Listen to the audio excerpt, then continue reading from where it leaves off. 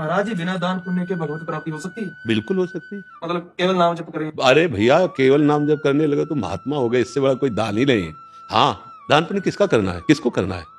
अगर हमारे पास भोजन है, हमारा परिवार केवल पा लेता है, हम किसी को एक कौड़ा नहीं देते, कोई परेशानी नहीं, क्योंकि परिवार भी तो भगवान का स्वरूप है।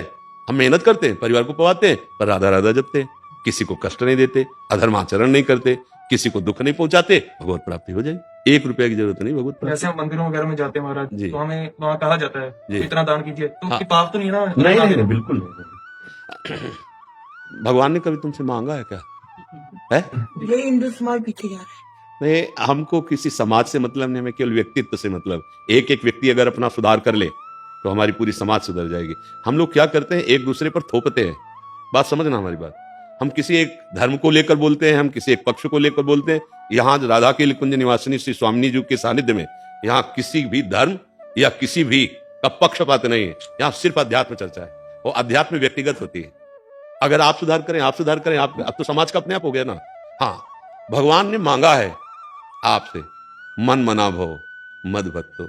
भगवान ने मैं ये मन, वो कह रहे दे दो भैया, मैं ये मन आधत्स्व मैं बुद्धिम निवेश है, तो निवेश मैं ये अतुर्दम संशया। ए भाई, तू अपना मन मुझे दे दे, राधा राधा राधा राधा, तू मेरे में बुद्धि लगा दे कि सब परम धन राधा राधा राधा। और जहां ऐसा आपको दिखाई दे तो दूर 10 कदम दूर रहो, दूर से दर्शन किया, उनको भी प्रणाम किया और पीछे से निकल गए। नहीं, हमें देखो कहीं कोई ऐसा नहीं कि आपके घर पर कोई आवे हमें इतना दीजिए, नहीं तो हम सांप दे देंगे या पाप लग जाएगा, कुछ नहीं होने वाला। अगर उनके पास सांप और पाप करवाने की शक्ति होती ना, कि तुम्हें पापी बना देते या तुम्हें सांप दे देते, तो वो ऐसे करते ही नहीं।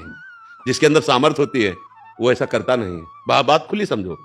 कोई वो सत्य को जानने वाला ऐसे तुमसे करेगा यार? सोचो तुमसे क्यों ऐसे करेगा?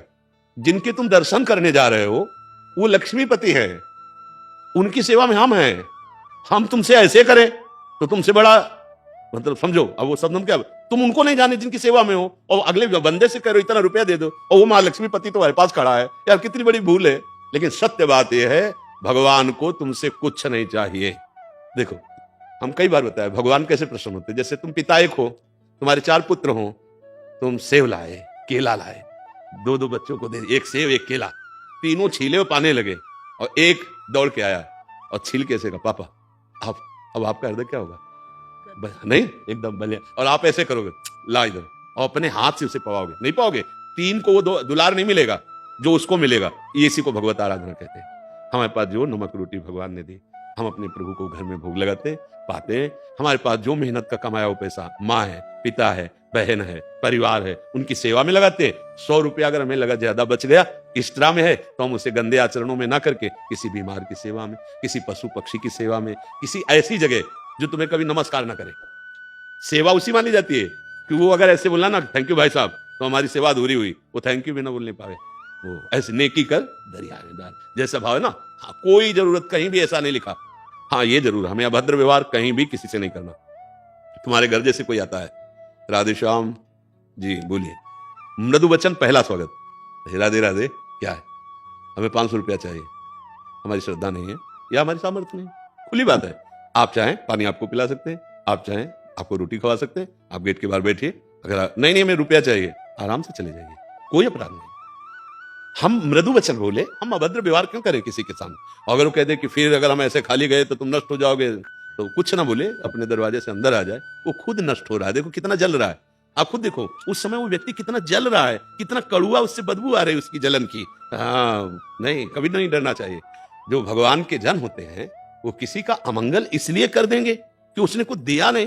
यार, भगवान का दास होकर किसी के और का भरोसा रखता है, मुझे तो संशय उसके दासत्व पर।